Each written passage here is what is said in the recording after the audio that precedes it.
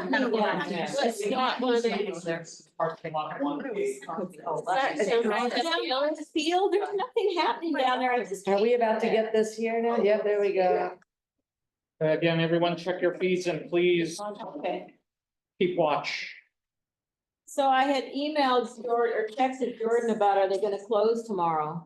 And his response to me is they're monitoring it closely. The high schools, we heard they closed, but he said they stayed open. I will send an email shortly with this information and resources for people to stay informed. Hey, Cassie. Yes. There's an emergency, there's no coffee, she can put up.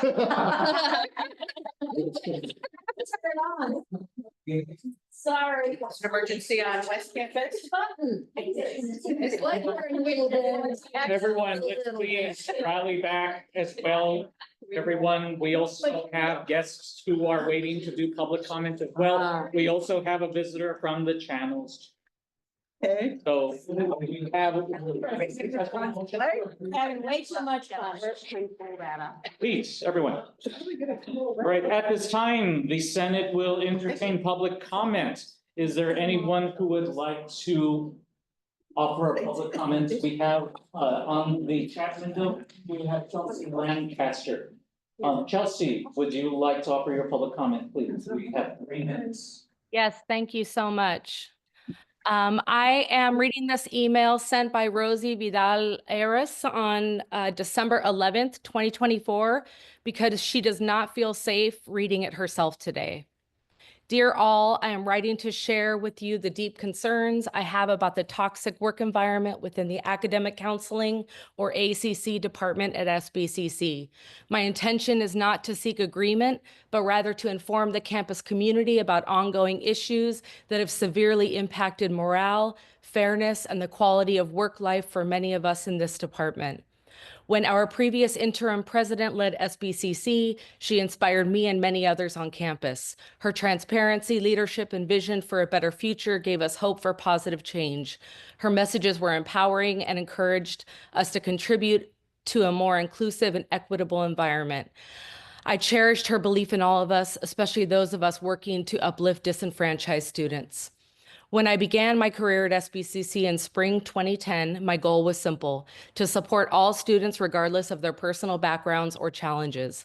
I've always believed in the unique needs of each student and have prioritized their well-being. However, in recent years, I've seen an alarming shift in the culture of the ACC department, one that undermines the values I hold dear. Sadly, a toxic environment has taken root within our department, fueled by a group of individuals led by Jennifer Hamilton, the current department chair, who prioritize personal agendas over the well-being of students. This group thrives in a culture that values minimal student contact, focusing instead on metrics and statistics that justify their own positions. Meanwhile, the students who need our support the most are being neglected. As someone who has experienced this firsthand, I can attest to the negative impact this has had on my work and well-being. Several counselors, including myself, have been marginalized by a small cohort of individuals who use their positions of power to create a hostile atmosphere. Their narcissistic behavior and clique-like mentality have made it increasingly difficult for many of us to feel welcome and supported. As a result, we have lost valuable colleagues who share similar values, and new hires have quickly realized they are not able to thrive in this toxic culture. Despite raising concerns to past and current deans, Paloma Arnold and Cristina Llerena, little has changed. Management seems afraid to address these issues for fear of upsetting those who perpetuate this toxic environment. Many of us feel that we are walking on eggshells, avoiding retaliation such as reduced teaching loads, TLUs, or further exclusion from the department. As my last attempt, I am making this public within our campus, exposing the long-standing issues within our department. I hope that you all can empower Dean Llerena and Vice President Arnold to address the systemic inequities that exist between part-time and full-time counselors. I feel compelled to speak up. We owe it to our students to create an environment that better serves their needs, and I want to be part of a team that is united in that mission. On a personal level, I want to work in a safe and collegial environment where I am respected and supported. There is no place for narcissistic apples in a place like SBCC. In the face of these challenges, I've seen a disturbing pattern emerge. When any of us raises a concern, they are either dismissed or watered down. For example, when the FA representative intervened last year on my behalf, some of my work-related issues were temporarily addressed, but the broader systemic issues remain unchanged.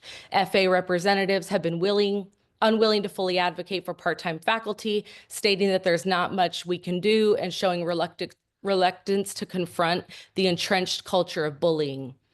One of the most disheartening. Sorry. Kelsey, Yes. that we are at 3 minutes. We're about 3.5 or more, so thank you. Okay, I'll come back and read the rest next time. Thank you. Thank you so much. Will there be any other public comment to offer? We recognize Laura White, please. Just following up to the email I sent out, I wanted to provide photocopies of the red card. So I have English and Spanish. They did send me my red cards with a nice little love letter that said the whole world is asking for red cards. So instead of giving 5,000, we gave you 250. If you'd like to do another order, please submit another order. So they're clearly in demand. This is clearly a moment of crisis in our country. So I have them. I got mine out from my classes. What I'm asking is that if you are in a greater, not just your class, but like athletics, or I gave some to career services, or places where students are interacting and coming by, I'd ask you to take them, share them, give them. And again, I have photocopies of English and Spanish that you can take. So I just want to make these available to everybody. And Thank you. yeah, there you go. So they're just here. We were looking for the 5,000, right? I know, I wanted the 5,000 too, but unfortunately, I get it, but they were like, sorry, we're limited to 250. Wow. Yeah, Can I ask a quick clarifying question? Yeah. Are these cards that we, our education department could make too? yes, and absolutely. That's what these photocopies are. They're in English and Spanish. I had emailed them. And so I printed some of these out at home, but then these are just more formal. They literally say the exact same thing. The actual red cards are only in English.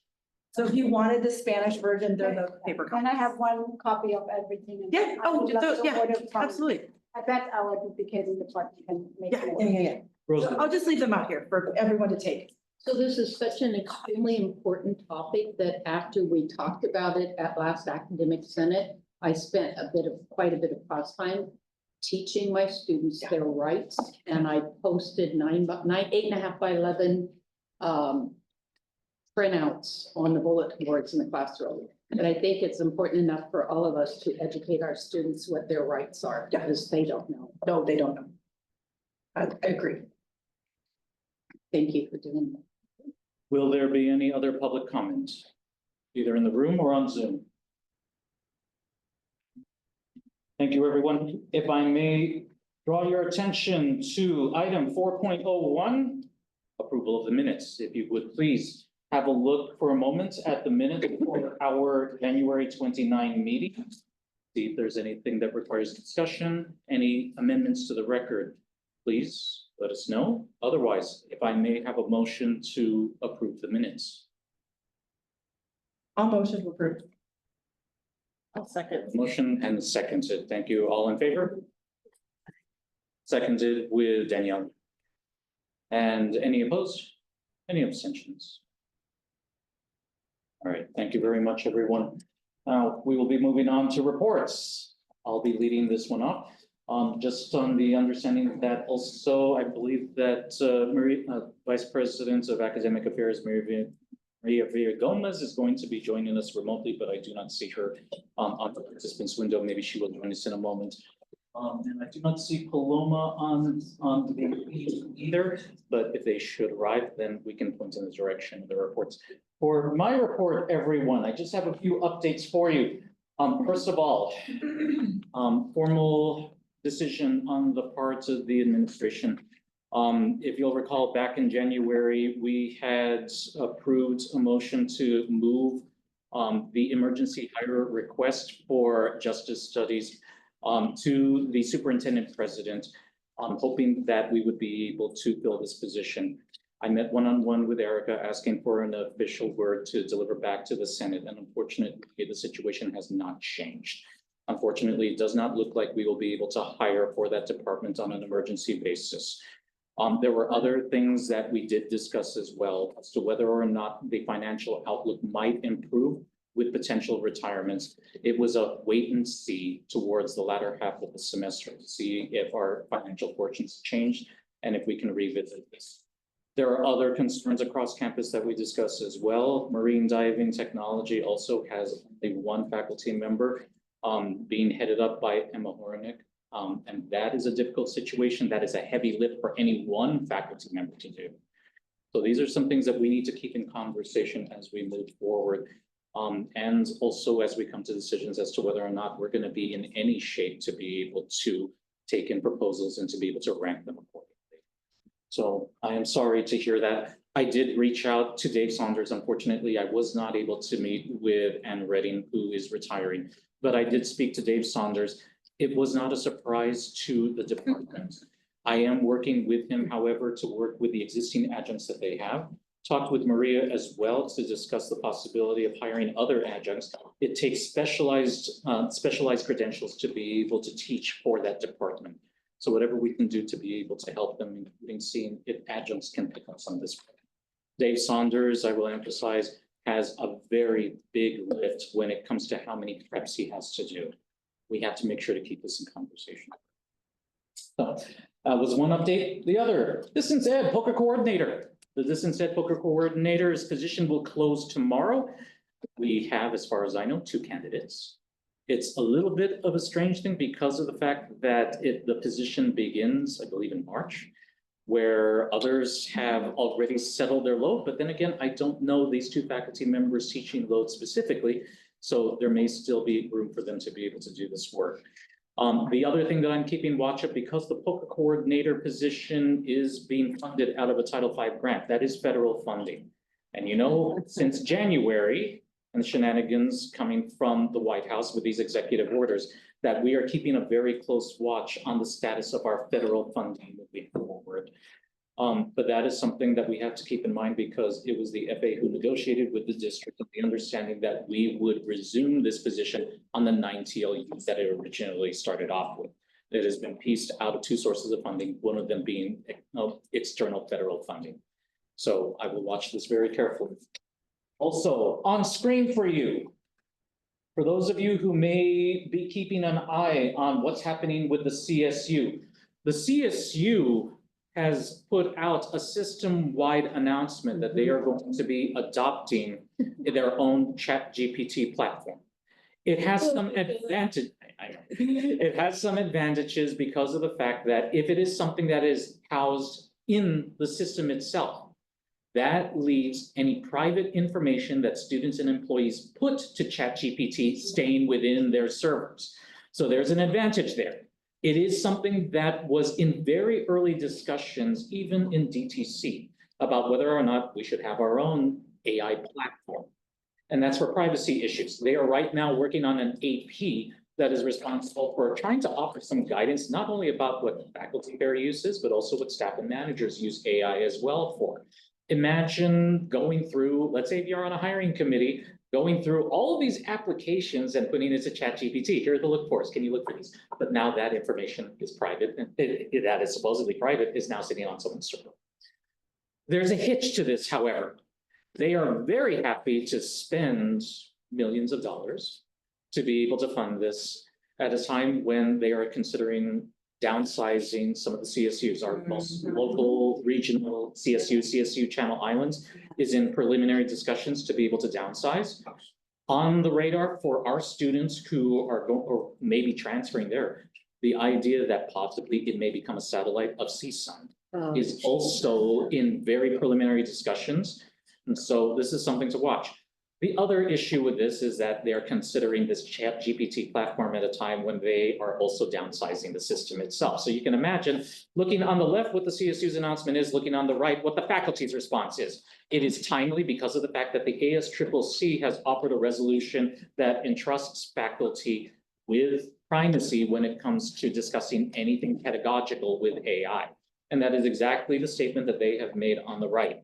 The reason why I think that this is important, for those of you who interface in any discussions on AI in your respective committees, for those of you who are working with the Teaching and Learning Committee, We need to stay ahead of this or this will run away from us.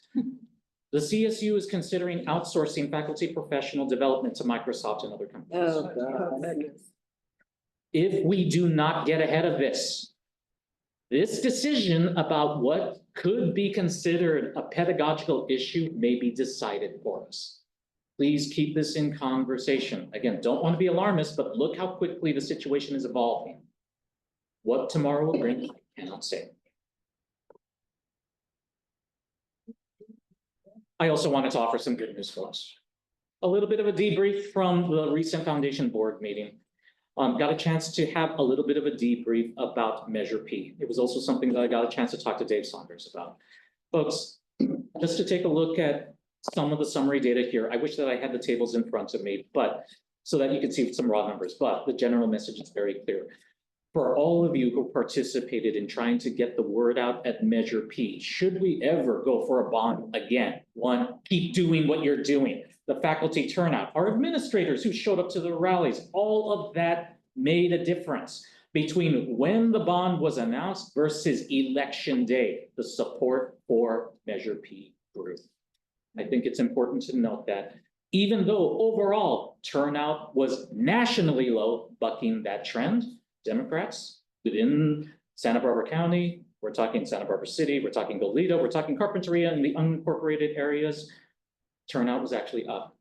And even though when it comes to the demographics themselves, across the board, voting up, when it came to student age population, not necessarily students, but people ages 18 to 25, even their participation was up. So just to convey something from Dave Saunders, if there was ever a time to hold on to your principles and how you teach, it matters right now. And it's obvious also one piece of good news. What does this say? For all of our concerns about the community and our reputation with the community, people support SBCC. Thank you, everyone. You have survived now the first 2 weeks of February. 3 Weeks of February. semester. It's 2 weeks. Danielle. Just a comment on the Cornelia and the FA did a great job of like neutralizing it all. Cornelia was amazing.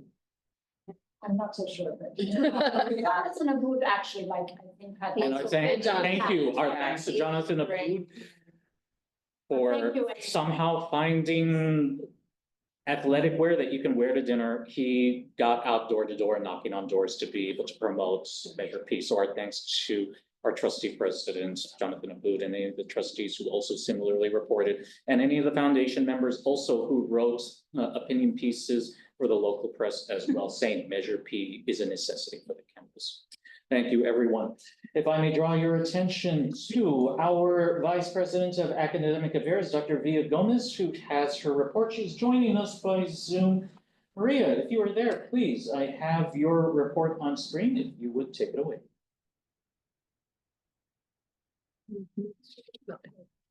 She's here. She's got her microphone off the camera.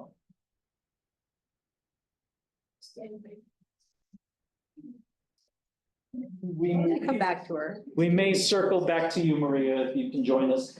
Please chime in. I do not see Paloma on today on Zoom, and she's not in the room. So then, if not, then we will move on to our liaisons reports. So for you, we have a copy of our liaison reports for any of our Senate committees that have convened since the last meeting. Does anybody from our liaisons want to offer some updates for us?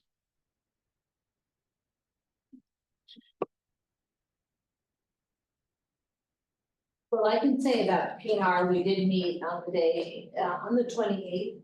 And there were a couple things. One is that it was our intention last year, and again, our intention with maybe even more resolve to get out the reader fund allocation apps by the end of this spring, and also make those allocations, or at least tell people they'll be getting a certain amount of money by the end of the spring semester. There's still the idea of increasing that amount for classes that are over cap. but those would be further allocations in the fall. And they're also, the intention is to reserve perhaps some amount of funding for new hires. ITC hasn't met, but Lori Vasquez has been very vigilant about distributing information about particularly about AI and opportunities for learning about AI. And just going back for a second to PNR, Kathy O'Connor brought up this ongoing issue, which is there are no currently swing spaces envisioned or allocated for when PE eventually does, we hope sooner than later, begin construction on the new building. I do have an update on that. May I? Kathy? So the new VP of Business Services has risen to the occasion, which I'm very happy to report. And I can't really announce everything now because it's not public, but I think there are some solutions to some of our issues. So I'm feeling much more encouraged by that. I'm very discouraged by the increase in the tariffs on steel. Because if the bids go up too high, I'm afraid the board will decide not to build. So that is a big concern for me right now, but the swing space issue has improved. It is not solved, but at least I feel like I have somebody on our side in Chris, so I appreciate that. Thank you very much, Kathy. Do we have any other liaison reports? Yes, can I chime in just with PNR? We did all the ranking and approval of equipment requests from last year, and we've been unable to get the administration to agree to fund those requests. For any requests. And every time, Jamie's been working really hard to get the budget committee to do something. It's not happening. PNR is going to start ranking this year's requests. We don't even know if we should be incorporating last year's requests into these rankings. So if you are in a division like social science, we never ask for anything, but if you are in a division that asks for stuff, you might try putting some pressure on your deans, but right now there's no movement. I would like to suggest that our president bring this up again at CPC. Our deans have no control over this. But I think this needs to go back on the CPC agenda. Because my understanding in December, in talking with Brian personally, that they had identified dollars for program review. So I don't know that Chris knows anything. I mean, the poor guy jumps into a fire. But there was money identified for program review from unspent funding from prior years. So something needs to happen. So maybe you could put that back on the agenda of CPC. I will be meeting with the CPC steering committee tomorrow. We'll suggest it as an agenda. Then, Kim. Josh and Michael have been working really hard on this, and I'm wondering if what Danielle raised, I'm wondering if could you propose that people who didn't resubmit because they thought the last year's were being ranked would have a chance to highlight the ongoing need. It's a little messy, it's a little more work, but it seems if that is what happened, like there was messaging that things were going to be looked at and then they weren't, I could see people not having put them in again. And that would leave us in a really unfair situation. So maybe we could just come at it that way. I agree. So, Yeah, I hate to mess with program review that way because now you have to resubmit things that you didn't get funded and now it gets really messy. I think it's. so do you think easier- everybody did already resubmit this? Oh, I last have fall? no idea, but Right. you're sort of suggesting that we did that. But I think it's cleaner to keep last year and this year. Yeah. Just Yeah. because otherwise it gets intertwined and then no. I would almost bet that's what Michael would suggest. Still, you might, but you gotta keep them separate because it Yeah. needs to be documented from a program That's review right. standpoint that this was asked for. You could ask for it again in second year to show that there's this reoccurring need and you haven't lost the need. Yeah. That's what we don't know if some did and didn't, so I guess I can think of the That's double not ranking. true. No, it's okay. Because, sorry, just to weigh in informally, but the PNR chair and ITC chair have gone back to all the chairs that requested, whether it was tech or equipment, to confirm that the need is still present, and a couple items were funded From the by previous year. alternate things. So that From has last year. been verified by the chairs of those committees. But I guess I had a quick follow-up for Danielle, since you're on the budget committee. It has been the process of the chairs of PNR and ITC submit the rankings. The Senate passes it forward to CPC. CPC votes to fund or not fund those requests. That has been the process as long as I've been here. But now the new budget committee is possibly also taking on that task, is that right? So the new process, which is that you all forward it to CPC, CPC sends it to the budget committee So the budget for committee is our now- recommendation, but there's also discussion that in addition to these equipment requests, we should be ranking requests for staff. So that somehow these equipment requests and staffing requests should all be Oh my intermixedly God. ranked. That's ridiculous. And Just interchangeable part. yeah, and so faculty on the committee had a lot of questions about it. That was discussed in like December, but that has not come back to us. And like our last meeting, we were talking about the budget suggestions from that forum.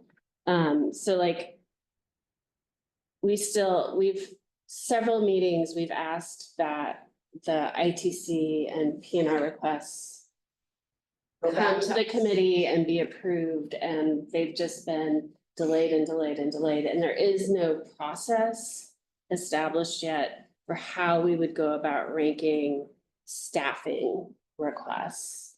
And the other problem is the operational people Right. have no way of requesting things because that used to go to BRAC. And so in theory, that should come to the budget committee, but again, there's no process for that either. So, You're not meeting on. no, we don't meet that often. Maybe Chris will have some insight. Yeah, I don't know, but I'm just saying like those things that PNR ranked.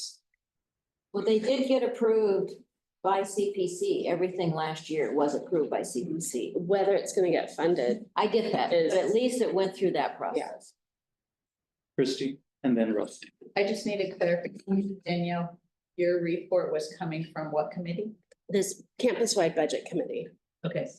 So them nothing getting funded from the PNR and ITC rankings that Senate supported and sent forward. Went to CPC and then it got sent to the budget committee and nothing's Correct, approved for the budget. correct. Has it been denied from the budget committee? No, There's there's just just no movement. discussion that everything needs to be re-ranked with staffing requests so that you would intermix the equipment requests with staffing requests. And that's How in the delaying hell do any you of do the that? prior That was- process. That is apples and oranges. Speaker of that. Thank you. I just. Yeah, so all I'm saying is it's not clear, the processes have not been established, and so far the budget committee has been very, very slow in terms of getting anything done. Russell, please. Yeah, so quick question, the all campus kickoff, and then I did 2 breakout sessions, both dealing with program review. It looked like based on the survey and what I heard in those classes, that it felt like about 25% of faculty had just dropped out of submitting to program review to begin with. So Danielle, if you've done this for a while, have you seen departments suddenly not showing up and even trying anymore? Yep, there's many departments on campus that haven't done program review for 2 or 3 years. But remember, there's 2 sections of this. Yes. There's the resource request, and trust me, if a department wants resource request, they do that part. Yes. But the other part is all the other data analysis and goal setting. That's a different section. Right. There could be people that haven't done that part for 100 years, but people want money. They go into the All that, resource. all that request. PNR sees is the resource request. Yeah. We don't see anything else with the program review. So if Got it. you're asking for more wrenches, right, Right. it comes to us. but- And I don't know what works Yeah, on cars. no, I get it perfectly. Yeah. But yeah, and I was hearing on the resource request and where literally it was need not being met over a significant period of time to where they finally just drop out. Yeah, And that's actually is not true because until this last year, we have met our rankings and our resource requests in both ITC and PNR. So if they're just not asking because they think they're not gonna get anything, that's on them. And so that's just not fair. But up until this last year, we have, even in bad years, we've gotten something. Yes. And so if you submit, you have had your request usually met. Now, each committee goes through every request and goes back to make sure it's correct. They really need that. Is the cost accurate? So the committees do all that groundwork to make sure those requests are accurate and what that department really needs. So, but until last year, we've gotten money. And I just want to add, last year, the people who had health and safety issues did a final, I don't know the football analogy, but something like that, to get certain things met. And so that went through their deans or their managers because it's like health and safety. So that happens. So that's the things I think that the chairs and of ITC and PNR were able to remove from requests. Some things were Well, funded. not very many. Not many. That was In a, fact, I don't know of anything. there's some of chemistry stuff and I They think got- somebody got some got- stuff. Yeah, I know. but we highlighted it as health and safety, whether it's been funded is. yeah.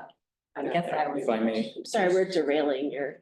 No, I don't know if it's the place to do it, but I just wanted to make a suggestion that we separate the fact staff and faculty and the item resource, but like create a separate budget for that. And that way you can say, we'll allot this amount of money to the staff and this amount to equipment, and then Right. it should fix itself by ranking. You'll still rank the staff and you'll still rank the equipment, and then Trust me, faculty don't want to be, the faculty on the committee do not want to be ranking staff. So, but this is something that's coming from the administration. It's their idea, their suggestion. So, And there is money that comes from the state for equipment. And that money should come to us for equipment. Elizabeth, please, let's close this out. Okay, so back on the health and safety, I don't know if you all recall the conversation where Beth Taylor Scott had said there had been COVID money and she got that fixed under the health and safety for COVID. Is that one and the same we're talking about or different things? And is the COVID money, have we missed the deadline there? Can some of this be considered COVID for health and Is safety? it gone? Have we It's not not- sat It's not down? gone, but they told us we couldn't use it for program review. Yeah. So And Jamie, it's our money. We have it. We don't have to get it from the government. We have it. Jamie Campbell works really hard to find alternate sources of funding. So to identify those, to fund as many things as we can with lottery money, whatever bucket we can pull from, so that all that's left is the things that need to come out of the general fund. So. CPC decided last year that we weren't gonna be able to use any of the COVID money. Can I say a report over? Okay. So the Tara really like revamped all the DEIA. Is there one A or two A's? Okay. But we could add another. Accessibility and. I'm pretty sure. Oh, yeah, I didn't know about the last A there. Okay, that's new to me. Revamped all those questions. So if you go in there and look at them, there's like more descriptions of like the kind of thing that they're looking for with your answers and stuff. So it'd be really good to look at that, especially because if we pass AP 7151, it talks about looking at the core, you know, to follow that and things. So you really want to update that. And also if you are gonna do stuff, Okay, I've never used Curriculum ever, so if I say something wrong, let me know. If you wanna go in there and mess with stuff, it's been like deleting things. Yeah, I'll just share with you, we So- changed to, well, Cricut updated itself and it has a new platform and a new name. It's called Maverick now. And it's a Maverick. And it is a Maverick. And unfortunately, whenever we make these transitions, it improves some things and then some things are lost in translation. So don't freak out, but currently, if you have a course with prerequisites or co-requisites or even course advisories, those have all been deleted. Even in your active and historical course. Oh, dear God. However, Kayleen is confident that the data still exists and that Curriculum will restore it all. But don't be surprised if you've been working even on a draft and you're like, hey, I already did this. Especially the content review page, I already did this, and where is it? It wasn't you. So just be careful. Yeah, when in Don't be doubt, alarmed. you can shoot me an email. I Yeah. will see what's going on the back end. Thank you so much, Sarah. And then CPC is, you already said budget committee is gonna look at the survey responses and was made very clear, just recommendations. So, okay, about what to take from that or whatever, so that's good. And then you think this is very important for some reason, I don't know why. CPC, they want to get like a schedule for reporting to CPC. Scroll down. So like have a schedule of what committees report to CPC, you know, Farther, At the the meeting. last thing. yeah, the very last thing, but Like an org chart or? already have that. all it says is implementing a regular schedule of reports, so I guess certain people will come and report to CPC on a schedule so that they Yeah, hear so stuff. they won't have to do any business. They can just listen to reports. Oh, that's why it's important. No, It's not logical to me, it's is it important serious? because we haven't Right. been bringing these regular reports through that reflect so much work that different groups are doing. And that are part of our accreditation, part of our following the laws of the state. And so it's just really, we're working on the PRT process and it's easy to sort of wait until, oh, all the recommendations are there. But we are still meeting and we can do things now that will help improve that process. So Rita Boss and others planning the CPC put this on the agenda. And so it's a big step, given that we really haven't had this scheduled for the last year and a half. So that's why it's important. All right, that's it. Thank you. Are there any other liaisons reports? Well, the AP committee has their first meeting scheduled for tomorrow, first of the spring semester, and FPSS just had our first meeting of the spring semester last Friday. And it was a pretty short meeting. More things will be coming down the pipeline soon. But Sitlali, the tutor coordinator, has this really amazing, very transparent tutor onboard tracking link. So you can go ahead and click on there, and any student that you have that submits like a new hire or rehired form, you can go ahead and see exactly what documents they're missing from HR before they can get hired, where they are in the training process, and there are a couple different tutoring modalities. If they're a STEM tutor doing the PAL system or doing their synchronous online training. So you can really have a sense of where your tutor is. A couple years ago, that was a big hangup for us. We didn't know where tutors were in the HR process, or if it was a social security card issue or their tutor training, but it's all very transparent. It's a really easy to navigate Excel spreadsheet, and it's open to all with the links. So you can go ahead and click on there and search by department and even how many hours your tutor has been logging in and how many students they've been seeing. So is Lolly managing that Yeah. spreadsheet? Yes, Wow. Yeah, she's doing. she's been doing an incredible job. Personally serving on FGSS for a few years now, the progression from where we were then to now is incredible. It's all tracked in real time with one spreadsheet that links out to other spreadsheets. And so, yeah, it's an incredible job. Thank you very much, Stephanie. If I may draw your attention back to the agenda, it looks like our Vice President of Academic Affairs has circled back to us and reconnected. Dr. V. Gomez, please, I will be putting up on screen for you your report. Take it away. Thank you so much, and I apologize for earlier. I could hear you, and I was driving, so I wasn't able to respond, but thank you so much for postponing my report. I had put it in the chat, but then of course I realized, Josh, you're so busy facilitating the meeting that of course you're not checking the chat. So okay, so my report should be quick, and I also wanted to offer the opportunity to address some of the concerns, some of the questions that have been raised earlier in the meeting regarding program review requests, etc. If you would like to, for me to provide you with some of those, with the information that I currently have. So I'll start with what I'm sure everyone, well, many of you, hopefully all of you will join me in the excitement in terms of us being able to reach the highest productivity that we have in 10 years in fall of 24. Our positive attendance for dual enrollment have come in for last semester. And so we're now able to sort of show here, I show you two charts here. One is WISH over FTF, which I know many of you are much more familiar with that metric than FTS over FTF. But either one, what it shows is that we have reached the highest productivity in the last 10 years. And I know that this has come at a cost to many of you, and I want to acknowledge that, and I want to also thank everyone for helping.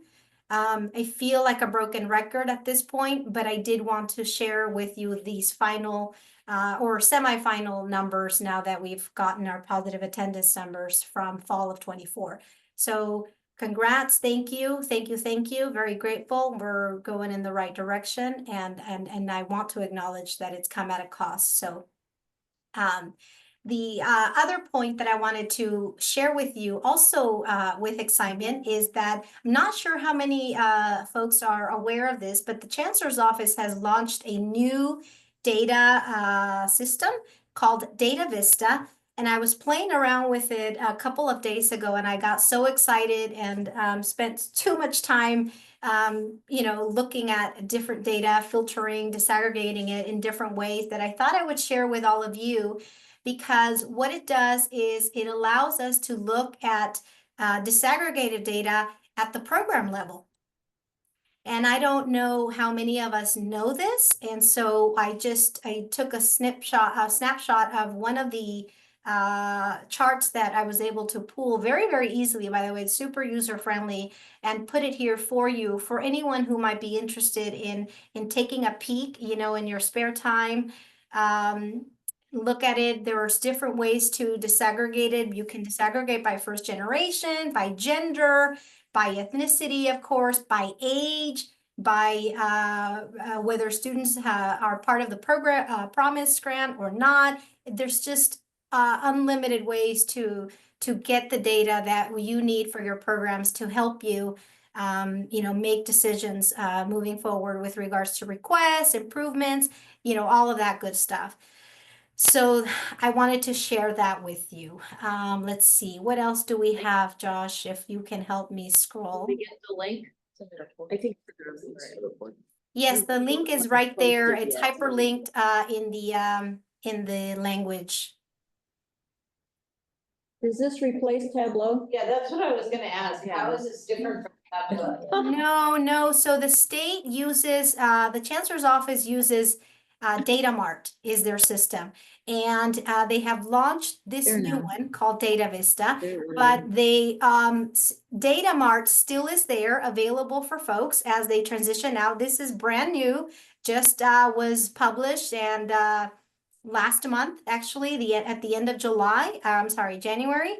And so if you scroll down there a little bit, right there where the blue menu there where it says, I want to, and then you can choose whatever it is that you want to view. And you have the opportunity also, which is amazing. And it's something that Tableau here locally does not do for us, which is allows us to compare our data to other colleges, for example, or statewide, or just to another college, a single college or a single district as well. So I was getting very excited.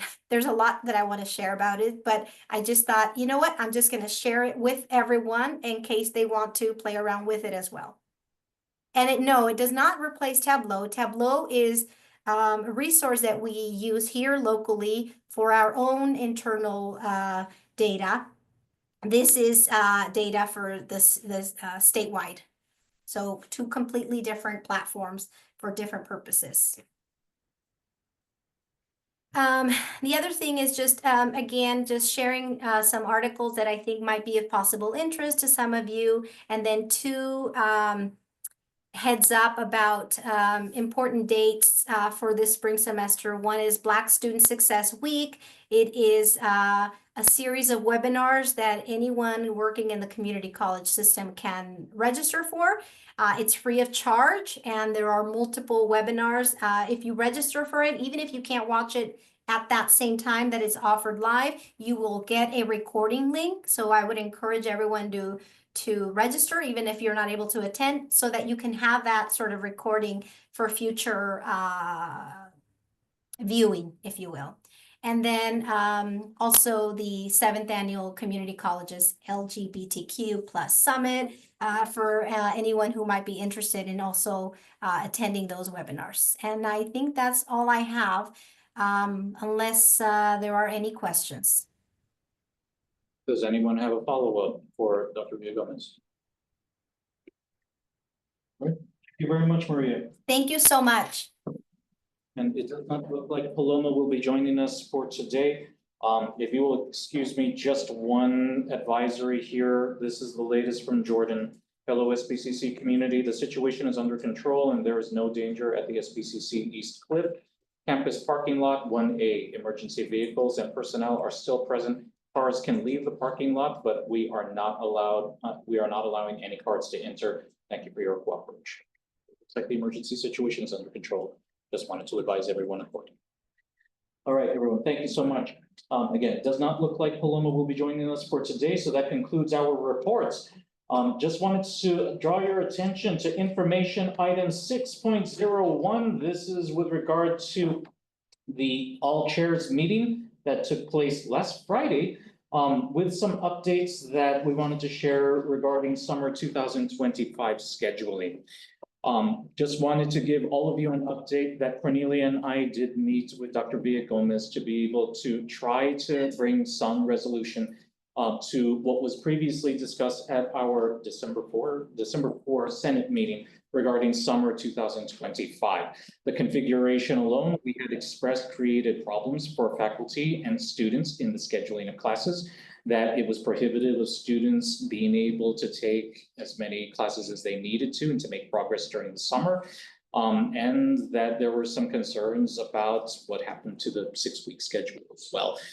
Everything that was discussed under Dr. Goswami, I just wanted to let you know that looking at what was shared with everyone at the department chair meetings, the staggered dates for, the start and end dates for the summer schedule has appended now 4 weeks schedules starting June 9, ending August 16. So the 4-week schedule has been reintroduced. That was something that was agreed to under Dr. Goswami previously, so that has been returned to the scheduling options. The other thing that we also wanted to note as well, given that there are some faculty who want to be able to host standalone 5-week courses, as opposed to having special limitations with regard to 5-week classes being back-to-back only for courses in sequence, that now having 5-week classes as standalones is also an option. That said, folks, as you are considering your scheduling build and as you are looking at how your enrollments unfold, it would be helpful for those of us who are on the academic calendar work group to be able to bring your input forward in case any of these options really don't serve your departments. I think that we want to be able to make the schedule more efficient for everybody involved and to give students good choices. But that's where we would like to turn to you to be able to offer what suggestions that you have, just to be able to say, again, did this work for some? Also bearing in mind as well, our admissions and records staff as well, who are trying to navigate this too, as well as our academic counselors.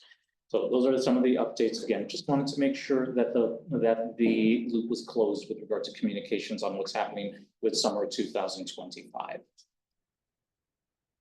If I may also draw your attention to our discussion and possible action posts. This has been with us for a while. This is AP 7151. I will preface this also by saying there were other APs that were also brought to our attention by academic counseling. The only reason why we are debating this one in the Senate is because we started on this while we were trying to figure out the BPAP process itself.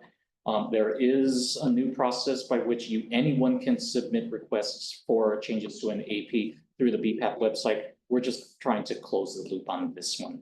So we have provided you with a link to some of the suggested revisions to go into AP 7151, as well as static copies of one marked up copy with all of our highlights, all of the read out text that says this is new language, and any of the cross outs as well that were suggested. Also wanted to draw your attention to the suggested edits on the live Google Doc that you're seeing here. There were actually some suggestions that were offered by Dr. Art Algin.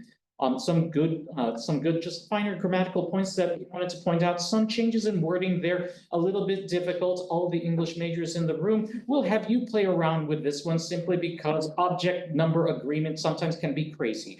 So here are a couple of items here just to draw to your attention. I have highlighted them in orange. There was just one minor misspelling here. It was a double N. I got a response for that in my department.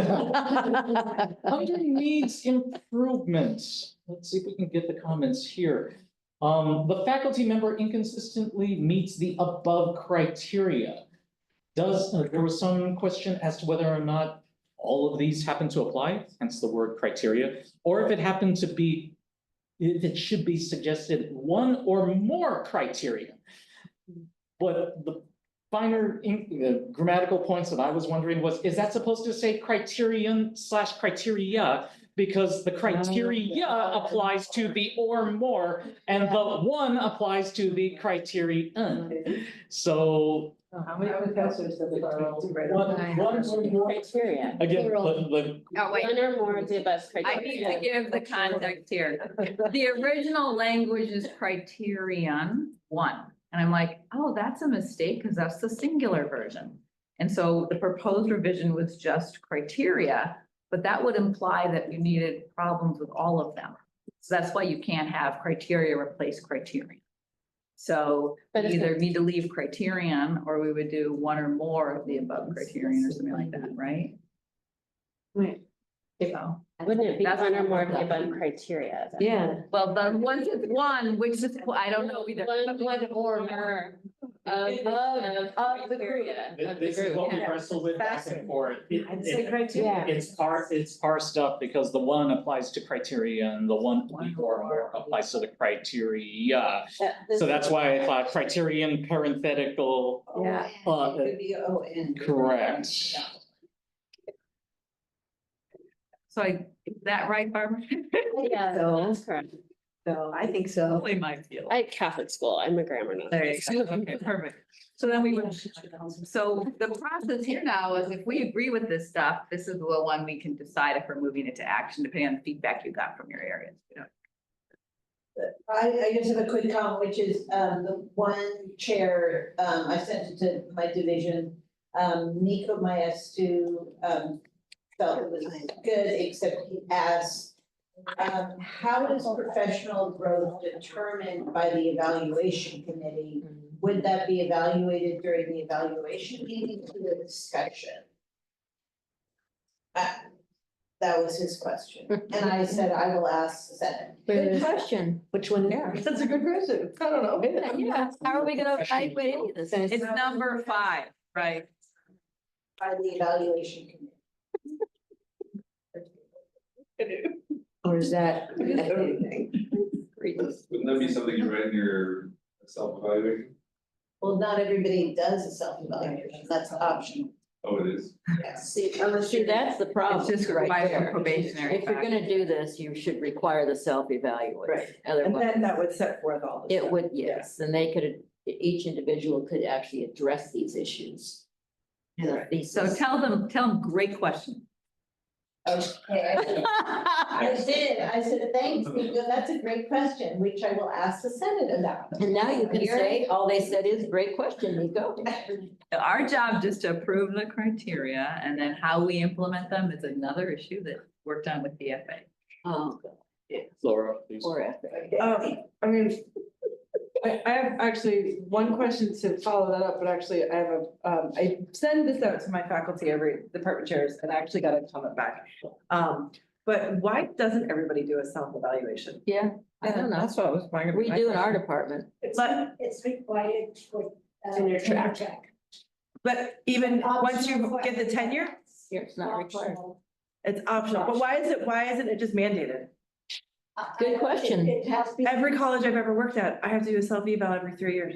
Yes. It's the only way we're ever gonna answer. That's why I'm just, is there a reason? Who was the AP in the AP committee in past years? Anyone? I'm just curious why we don't do this. When I revised in 2014-15 with Ellen O'Connor before we brought it here, that was already there. So I don't know the history. Faculty resisted having a self-evaluation and the AP committee gave in and so did the Senate. And you were here when that happened. Uh-huh. Sounds like the easy thing. It's the easy way. It's the easy way.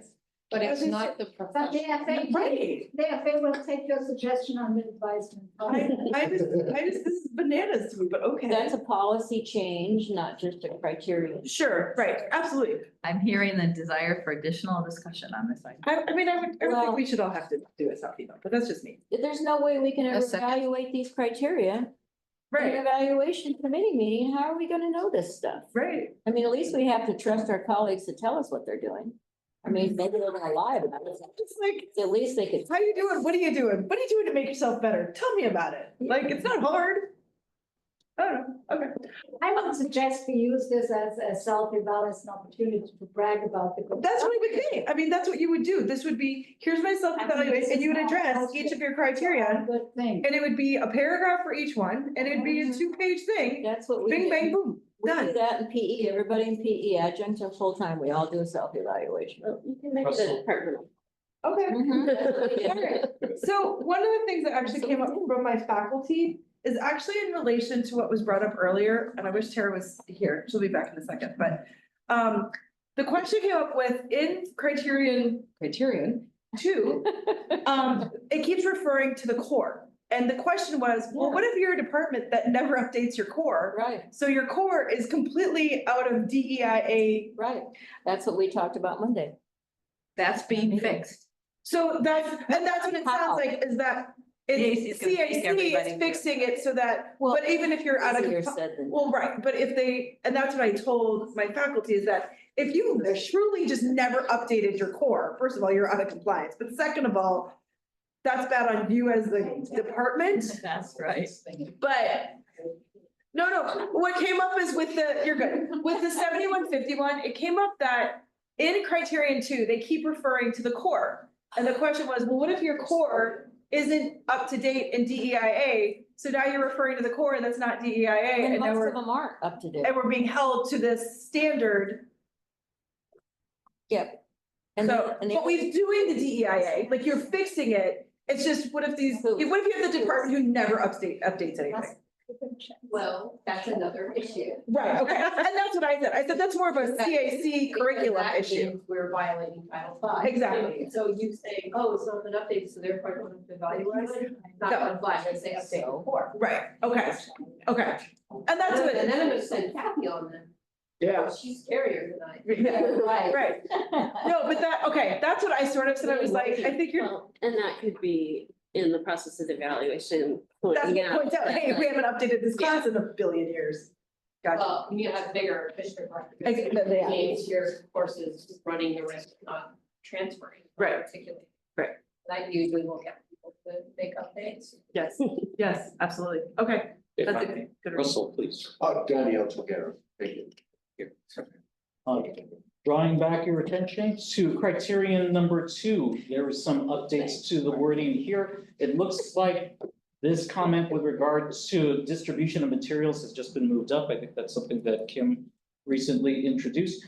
Art had a comment regarding the words plan of action. The comment reads, we should not require faculty to write daily lesson plans or to present them during an evaluation, unless of course it's a needs improvement evaluation for which a lesson plan activity may be prescribed by the evaluators, but not for most faculty.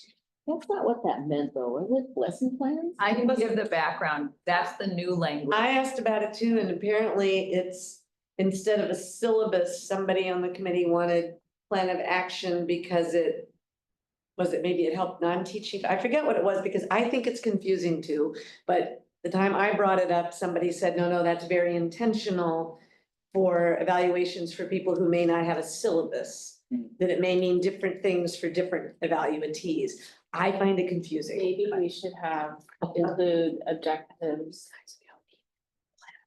And or as or plan of action, like. Let's hear from our counseling faculty. So I thought plan of action was replacing maintains a lesson plan, because that's crossed out from the original. So background we just heard was that plan of action was provided as a alternative to syllabi for student counseling and student support services, but if that were true, it would need to be made more clear in the structure of the sentence that it was for that area. I agree, and I did, and I raised that last Necessary. term, and it's. Or is it covered by course syllabi? Prepares course. Prepares course syllabi and other course volume of record, plus instruction or student learning outcomes for student counseling. So basically, I think the current structure is that the entire first part is for instruction, classroom teaching, and then this is what's for student support or student counseling. And so do you guys want plan of action language in that? I didn't get before that the plan of action was pertaining to our services. That's what I remember when I brought it up last semester. I thought that's what Melissa said, that on AP, somebody on AP wanted it to apply to those being evaluated who weren't teaching and for whom a syllabus was not relevant. That's what I'm remembering from that. We had wanted to change the student support services to student support interactions. But the other part was already on there, so we didn't make any suggestions for changes to the other part of it. The plan of action wasn't there originally. If you go to do you have the one where you have all the cross out nightmare? I was just looking. Original and all of that, it's actually very. I'm just wondering, would it be clearer There. if we separated these, like, for number one, like 1A for instructional faculty, 1B for educational faculty, because we're trying to like stick all the language in there, and why not just like pull them apart so that. Used to be just syllabus. Exactly. So Yeah, that, the current grammar implies that first phrase does relate yeah, to the student support. so and what if we counseling just and do 1A, 1B, and then, It'll be more clear. Yeah. Overall, we have not wanted to have separation and singling out. So we've always wanted to be included in all faculty. okay, And within our division, we have a wide variety of services that are provided. So I think we would get into those same, which is why they didn't want student support services, because the library is not under student support services. Within ESD, there's a wide variety of faculty interactions that are provided that affect student learning and student success. So I think if we start breaking out certain points, we're gonna have to have multi-layers of that. I like the idea of separating it out, 1A, 1B. That makes it a little bit cleaner. Would there be any challenges for those who serve in both capacities? I think the problem is it's not clear what is prepared. We lose the subject because the first part, syllabi and other materials for distribution doesn't fit or student learning outcomes for student counseling and support, right? maybe, do we need another verb? So like prepare. Interact Right, we need another verb. Yeah, Yeah. the verb, after the or student learning outcomes, there needs to be a verb. Or. So you've taken out. That is right. Courses. Here's courses and other materials for distribution. After discussion, comma. Selling of records, that's why. But below, when you start getting into plans of action. Objectives, like. And then you need, not there, yeah, right. Objective. So it should be, here's course syllabi and other materials for So I thought. distribution consistent with the course outline of record for classroom instruction, comma, or, and then you need a verb. Something, student learning outcomes. Right I here. think it was course objectives. Yeah, So what I you need a verb there, and then that'll, Now it's deemed. I think So wait, that'll what is the or, the first verb is prepare. prepares. Oh, you're talking a brand new verb with a Yeah. brand new clause. Yeah. Develop. That you have to, both objectives and plan of action. I think the plan of action All right. applies. I get it. I took that Not. Everyone also. Back together. All right, folks, also a suggestion under fairly, the suggestion from Dr. Levine was to remove fairly, is it necessary? And how, what's fairly? Fairly evaluates student I engagement. see that, but what is fairly? Yeah, that's why, That was his point. that's why he's suggesting remove it. I am comfortable striking fairly through. Yeah, And then evaluate student engagement with educational content and achieved learning objectives. He suggests we should always focus on achievement and not just engagement. So if you go down to that bottom column, the new language is evaluate student achievement and educational content, achievement of educational content instead of engagement. So Where? up there, It's we have a saying yellow engagement highlight, there. evaluate student engagement, change to evaluate student achievement. Yeah, Yes. so I'll show you what it looks like up here. Are both of you typing on this document at the same time? You're gonna put in the proposed language? You go for it. You sure? Yeah. Okay. Really evaluate, gotta get back up. Don't.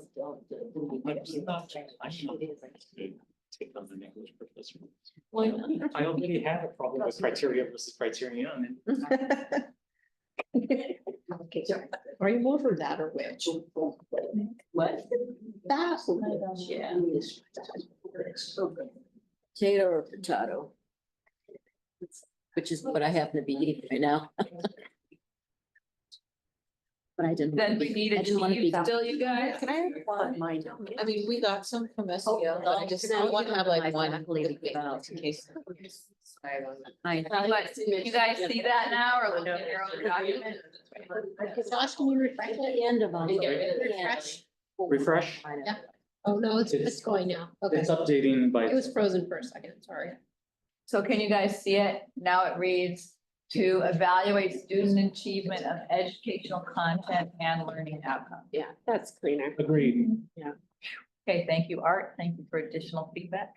The other things that he pointed out, just for pauses here, just a few comments that were added in. I have no problems with them. Also gets the seal of approval from our English faculty. Thank you, Barbara. Also, other commas as well here. So he was very thorough. I have to give him that. So it does not look like this is settled with regard to criterion. Yeah, we just haven't fixed it. We don't know what to do with this one yet. It's a So grammar issue, I think. it seems like it's grammar, but not completely because objectives and plan of action, do we need something else because it's not clear that or doesn't fit. I'd like to know what a plan of action is. Well, that's. If you had the self-evaluation, you'd have a plan of action.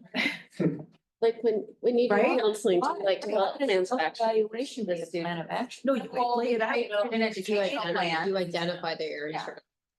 That would be part of your. This is the plan of action for you, but then, I, like, I mean, the one that you're making is for the student, but like, isn't the plan of action and the faculty evaluation supposed to be For us. your plan of action. For us. Oh, that. you're that referring to the plan of happens action when out we- after. Well, I mean, I'm assuming there that we're supposed to have a plan of action, or are we supposed to be giving our students a plan of action? Which students?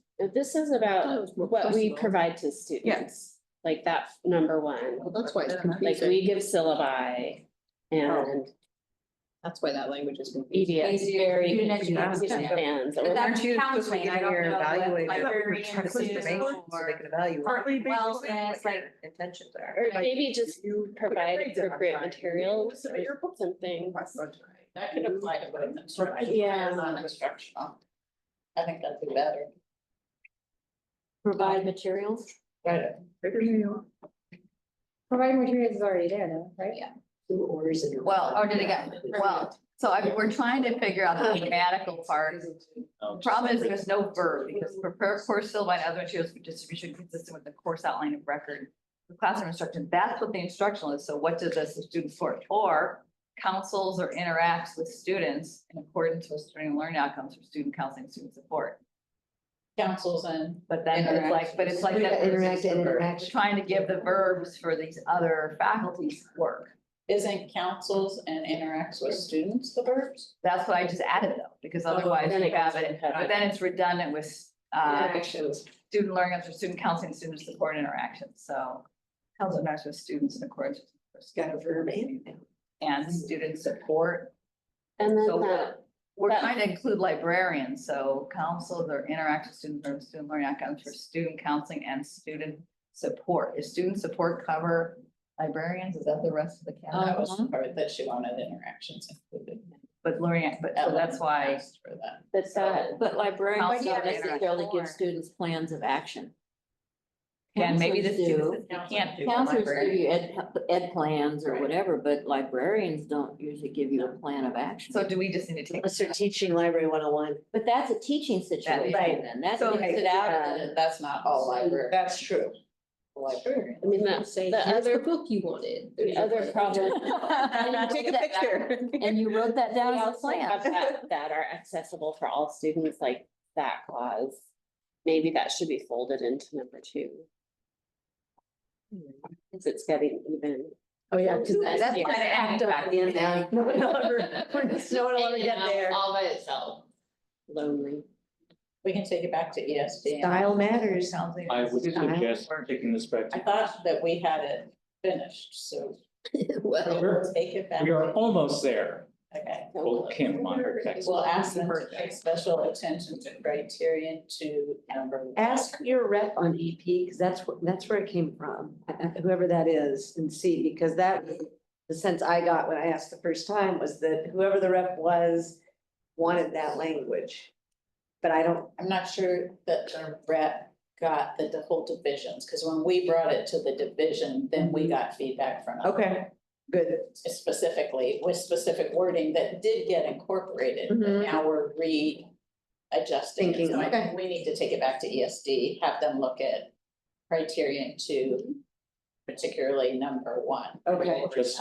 Just being mindful of time, I think it's a good idea to bring this back to ESD. This is not ready for action just yet. We had Russell and we had Rosabeth. No, I think you have a hand up on screen. Oh, thank you. On screen, Emma, please.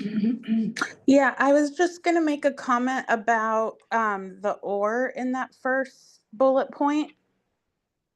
Because sometimes counselors and librarians teach and counsel or do librarian things, so I'm wondering if it could be and or navigate that somehow, because for some people, both things might apply.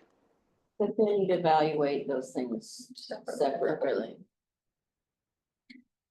About council slash. Look at slash. We should slack a lot. Oh. Yeah. Thank you so much, Hannah. We will take this back to ESD. Can I ask one more thing to go back to somebody? Yep. On criterion 4. 4. Now, I'm reading, I hope I'm reading the right one, yes. Responsibly represents the profession or institution in public discussions and distinguishes between blah, blah, blah. how are we supposed to do that? I mean, I'm president of our equine evacuation team. Nobody on my evaluation committee is gonna care about that. They're not gonna ask any of those people if I respond professionally. How are we gonna evaluate that for people? The only way we might, It's a little bit like this woman in Longboat, right? You heard about her. Yeah. Who is this, and let's say a racist demonstrator. And now is on leave. So I mean, I think It's a if preschool something teacher. emerges to like the level of public awareness through news, the point is that could be part of the criteria for evaluation. okay, so you have to be in trouble in the community I and think have it that- be public for this to be applied into this evaluation. But I had, Holly raised the same concern. Makes sense. Just so you know. She thought because it wasn't even being addressed, it was a moot point, but her comment was, I understand these are guidelines and this is just one example. However, I imagine it would be a rare case where I would or could address this. I'm wondering if that shouldn't that be like in our contracts and not in your evaluation? I think it is already. Yeah. There's something already. It's like, It addresses our professionalism. That if you have a position here at the college and you're representing the college, you cannot suddenly espouse your political view and have that then represent the college. Right, like that's I understand what. but that's what I mean, like, I Oh, think that's already there. I think that's Yeah. a contract. I would have to look, I mean, if this is meant to be kind of like how you present yourself outside of the college, is impacting your internal evaluation, this gets pretty difficult. Like, for example, we've had several cases where what you posted on your personal Facebook page or other social media was used against a faculty member to give that faculty member a negative evaluation. And that was usually being thrown, it was usually being thrown out. The evaluation had to be thrown out because this is not possible. So I don't wanna go there. I don't wanna be looking at people's Facebook pages. no, you are not supposed You're to. not supposed to. And, Yeah. and But even if, still. Yeah. we can't use that. Russell, yeah, speaking for my department and my division, outside of the classroom, we're a part of the advisory committees, we are at recruitment drives, we are at high schools, we're sitting at tables. So there are many, many instances in which we're not in a classroom formally teaching, but we're representing the college, and we need to be accountable for that. Right. I think that I agree, is appropriate. but and like in athletics and PE, it's the same way. Right. But that's almost a whole different issue than teaching in the classroom. And so I just don't know how as an evaluator, I can't evaluate everything that everybody does in their professional life. I'm evaluating their teaching and what they're doing in their classes. But I'm not gonna go out and search out and see if somebody in an advisory committee is mad at one of my faculty. I mean, I can't do that. So I don't know how I can even address this. I also think, going back to what Cornelia said, this is an invasion of privacy of your employees outside of their time in your employee, whatever, when they're working for you. And so I think it's redundant. I think it's impossible for someone to actually ascertain if an employee is living up to this. It should be thrown out. Yeah, and Russell, if somebody complains about one of us on an advisory committee, that'll go to the administration. And the administration will deal with that. And as an evaluator, if I'm evaluating you, they're not gonna tell me what happened privately between you and your advisory committee. That's not my Yeah, it shouldn't even business. matter. You're evaluating So the that's what person in front of you. I feel like we're talking maybe apples and oranges. So when I'm sitting on the committee, I am there with my staff, with my adjunct, with my coworkers. So it's not Bob telling me what Joe did. It's me observing outside of a teaching environment or the formal evaluation, how that person's representing the college. And I think it's appropriate to put that in the evaluation. Except for the fact that Kathy has 30 adjuncts. Oh, I get it, I get it. And they're all coaching and doing stuff That and you have no that, idea about. I have no idea what's happening with them. But Then it doesn't apply to you, but I think for those of us who do, I need to be able to point in here when I say, hey, at the advisory committee, when you're representing the college in front of the industry that hires our students, we need to be just as professional then as we are during this. And that needs to be in the evaluation. It needs to be a part of that. We have that conversation, but, you know, hey, I'm not teaching right now. You can't tell me what to do, right? But is there another space or place in this form that applies to this? Look, I just provided a counter, you know, perspective within my department. I'm leaving it at that. You guys, Yeah. you know, come up with a consensus, I'll live with it. Danielle and then Laura to close it out. I think, yes, if we're representing the college, we need to be professional, but my concern with this is like I've been asked by students to speak at events that they arrange outside of the college, right? And so when I speak, I always say like, I work at City College, but these are my own views. But my concern is if someone forgets to say that, right? And in these political times, does this become a way where someone can go after someone who says something publicly in a non-college setting that people disagree with? And just thinking about like. Or on social media. Or on social media. Which didn't exist when this was written. But in like, you know, we didn't have it happen here, but like at Columbia where the students were protesting the Palestinian Gaza thing, and they were able to use policies to suspend them, to discharge faculty. Like, I'm just wondering. Presidents. Yeah, that this, given the current political environment, that this opens an area where you could go after someone in your department because you disagree with them politically. Whereas, is there another AP or in our contract where if we are misrepresenting the college, that becomes a disciplinary matter, But not something. something Evaluation. for evaluation? So there are questions as to whether or not this language even belongs under the 5 performance criteria. Laura, please. Could we, because like I told, CTE is a little bit different. CTE does have these things that a lot of other majors don't have or programs have.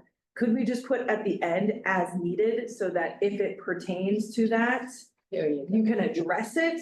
But if it doesn't pertain, then you skip on over and move right along to the next one that you're evaluating. I'd actually like giving the flexibility. Because there, I mean, but I do get what you're As saying. it is the question. Right. Who in Yeah. an evaluation committee will say, yes, it is needed. That's the problem. You could have discordant ideas. Sure. About this, and once again, we come back to Danielle, or this could be a criteria to go after someone. Sure. In the evaluation. So I'm happy with leaving it as, we need to investigate whether or not this lives as language somewhere else. I tag Cornelia to this one also to say, hey, does this exist in our contract somewhere else? If we can research this in our other APs, I think that would be helpful. Again, I do not think that this is ready for action just yet. I know. All year. The code of conduct that all SBCC students and employees have to abide by, it's just a general code of conduct.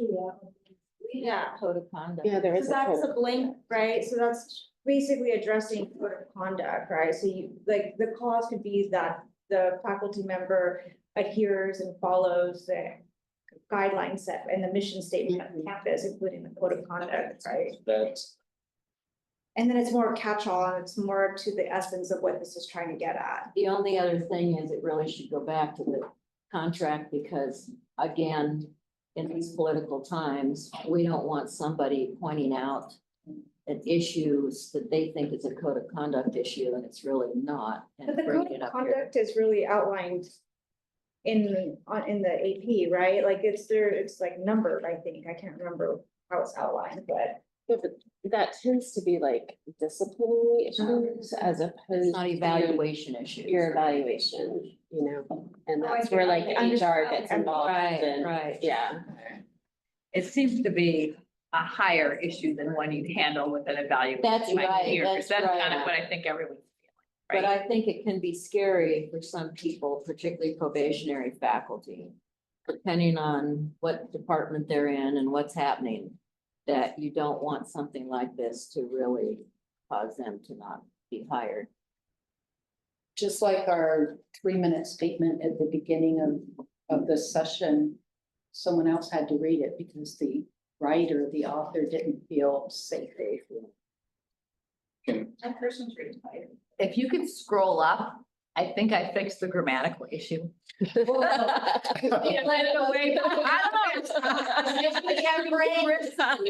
if I did, I did get it cleared by a couple of. It's hard to fill your time when this finishes. Oh, I know. So a little lower, Josh. So I think we just needed to repeat consistent with to make what was being parallel clear. So prepares course syllabi and other materials consistent with the course outline of record for classroom instruction or consistent with student learning outcomes for student counseling and support interaction. So English teacher approved. right? Doesn't do it. And then we still do have that Art's comment about the plan of action. Until now, we've been like, okay with that because it's general enough that both of these preparations, whether it's consistent with our core and classroom instruction or consistent with student learning counseling and support interactions, they both include objectives that we're meeting as we do this and a plan of action of some kind. Like you walk in the room and you have a plan of action, but I don't know, again, but I don't think we have to send it back to Ed Support to ask if they're covered because they thought they were covered and that's all a real issue, which is parallel. We even need the plan of action. Right. We both include objectives and provide materials that are accessible. That's what so then my other one would be both focus on learning objectives and provide materials for distribution that are accessible for all students. So I didn't think that wasn't sure provide was the verb anymore. Both include, so it would be both include learning, like what are we including it with? I thought. Both, okay, so we kept. But you're right, we could say both include, I thought maybe we should say learning objectives or not, or cut plan of action. Cut plan of action. Both include objectives. Objectives hanging out there though. Oh, sorry, I'm bad with suggesting. So both include, you want to say learning objectives? Because everybody has them or not? Both include objectives. And provide. Objectives. Maybe we just say both provide materials for distribution that are accessible for all students as needed. Something like that, we get rid of. Do we need the as needed? No, do we need objectives? Is I don't objectives think we covered? need objectives. So that would do it. Everyone, we are at 4:30. We need to move this along. This is not ready for action. We need to decide also if this needs to go back to ESD. And we also have that language to address as well, that the FA needs to look at. I think we resolved the ESD question with the grammar. All right, folks, and to be continued, everyone. If I can please draw your attention to item 8.01. Just to give you a little bit of background. As you know, the situation with Elizabeth and Alan as our deans of social sciences and humanities and to CCD as well is a topic that has lingered with us with the FA and with the Senate and with the faculty and staff who were affected by the non-renewal of their contracts. It was voted upon at the last Senate meeting that we would draft a resolution. My thanks to the FA and to Cornelia for heading that up and also for looping us in for this one. The resolution, if I had to say my position on this, the resolution is important to make known what the Senate's official stance regarding our two deans is. It's also there to be able to say whether or not this gets agendized any further, this has not fallen off of our watch. And also, professionally speaking, wherever their feet land, they need to have a document that they can point to that says the faculty, staff resolutely support them, do not support the non-renewal of their contracts. What you have linked here is the draft resolution. Open for comments. And it reads, Whereas the administration has sent non-renewal notices to Deans Alan Price and Elizabeth Imhoff in late November 2024. Whereas both these deans have been in good standing with satisfactory evaluations and been acknowledged for their significant contributions to our college multiple times. Whereas both deans have served as dedicated managers for our institution for many years, notably during a period when we have seen an unprecedented turnover of administrators at our college. Whereas both deans have the trust of the faculty on this campus at a time of strained relationships between faculty and administration. Whereas both deans lead very diverse areas and finding replacements with their undisputed experience and knowledge, academic and institutional, will be extremely difficult. Whereas we know, as expressed by our classified professional colleagues, that these deans are held in high regard in their employee group as well. Now, therefore, let it be resolved that the Academic Senate and the Executive Board of the SBCC Faculty Association express our confidence and trust in Deans Price and Imhoff and our gratitude for their work and leadership, which have benefited our students, employees, and our institution. Let it be resolved that the Academic Senate and the Executive Board of the SBCC Faculty Association are requesting the administration and the Board of Trustees rescind the non-renewal notices and make every effort to keep these two deans as employees of Santa Barbara City College. Russell, please. Well, one, I supported. Two, I felt like two things should be added from my perspective. Is one is satisfactory has always felt lame to me. Yeah. Other institutions may have higher levels. I feel like- Exceptional. Yeah, I feel like in parentheses should be the highest rating conferred. Yeah, or At this institution. yeah, the highest Possible rating. yeah, possible rating at this institution, something like that. So it outlines it's as good as it gets. And then the other one is, you know, we hire a lot of people with experience and knowledge. Oh, No, I wanted to put it in, so we remember, Okay. sorry. That's an easy change. I can keep that in my mind. Awesome. And then the other one was experience and knowledge. And I'd say work history. They've been here for a long time, and it's not just they showed up and they've got some experience and knowledge, but they have worked well with faculty, staff, and everyone else for a long period of time. I just felt like that should be. So you said. say unanswered work experience? What would be the language you? For that one, knowledge and, I know, I'd say work history at SBCC, you know, yeah, the history. In other words, Longevity. they haven't just done it for a short period of time they've, you know, maintained an incredibly high level of performance and, benefit to the college over a long period of time, which administratively at this institution is rare. So I felt like that had to be said as well. There, I said my piece. No, but where's, who, do you get where And that how language would about go? adding spearheaded, successful and innovative programs on campus? I mean, the FA has already, just want to let you know, the FA already approved this language on Friday, but I have authorization by my board if any to approve additionally any reasonable addition that the Senate wants to bring forward. That's so I'm totally fine with this, with the. So we just need to put the language in. Where does people And see then- where the phrases go? So the second to last whereas, we would just add time, history, just not just that it's been there, but it's happened over a significant period of time. And literally it could be one word, Like right? longevity or Yeah, something just might be. where? That's what it's saying. The second to last whereas. No, read it out. Where you put the Oh, word. you want me to word? Yes, we're doing it now. This is not. Don't you have a PhD in English? No, Russell. It's good. How many grants do you have? Don't we have the point about many years? Does that not speak to Where? that, the third item? So where? Dedicated managers for many years, especially during a period when we've seen an unprecedented turnover. Isn't Are that? you at the third whereas? Yeah. Yeah, like. Wait there. Okay. And I think we went to. I withdraw my second one. Thank you. But I think. But the we need- first one, what'd you say, Russell, about the We first? need to highlight that Cornelia got satisfactory is our Yeah. penultimate, Right. Right. you know? Yeah, satisfactory sounds so on. We put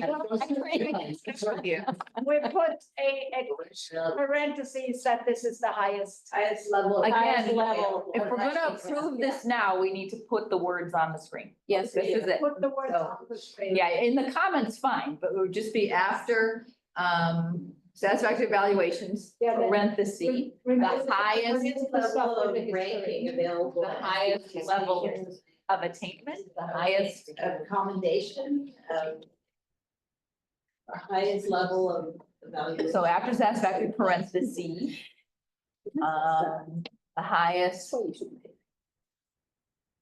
No, I'm sorry, it's after it's after evaluation, Highest possible determination. the highest possible determination.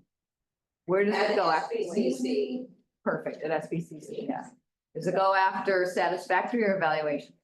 We could put it either as or we could put it as a footnote. I would put it after Do satisfaction. we want to put it at a footnote? No. Put it in the paragraph. Put it in the paragraph. Yeah, after satisfactory. They're not gonna read it. I think it's not a determination, I think it's not a satisfactory. The highest. I think you want to keep satisfactory and evaluations. Together. Put it after. Yeah, evaluation. I agree with that. Not that it matters. Okay, it does matter. No, it matters. So when you want to. I think after the Is evaluation. there an alternative to the word determination?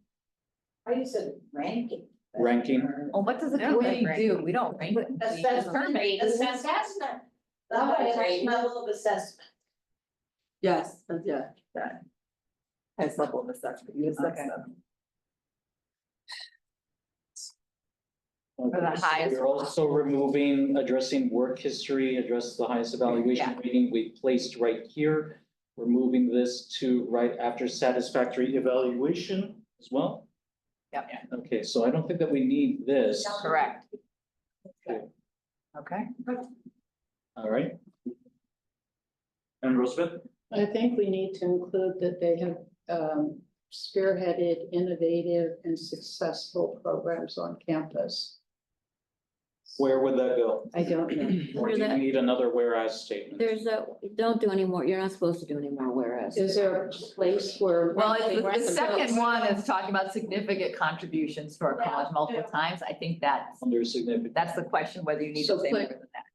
And then you might want to do some, that 1, 2, 3, 4, 5 is talking about diverse areas. Maybe that could be expanded a little bit to include spearheading or leading innovative programming. Like, look at what Alan's doing with the bachelor's program. I think the second one is more logical because it's about Their yes, contributions. whereas the other one is more about, you know, What? Scale of Finding replacement. experience and, I don't care where you put it. Yeah, put it in the second one then. Yeah. What are they gonna do? Calling attention to innovative programs.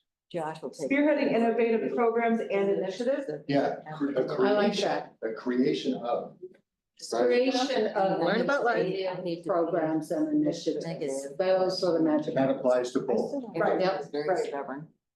Spearheading innovative programs and initiatives right after significant contributions. Do you want to say, I think Russell came up with creation. They actually created. Spearhead. but you don't think spearheading for people that, I mean, I don't think they want to.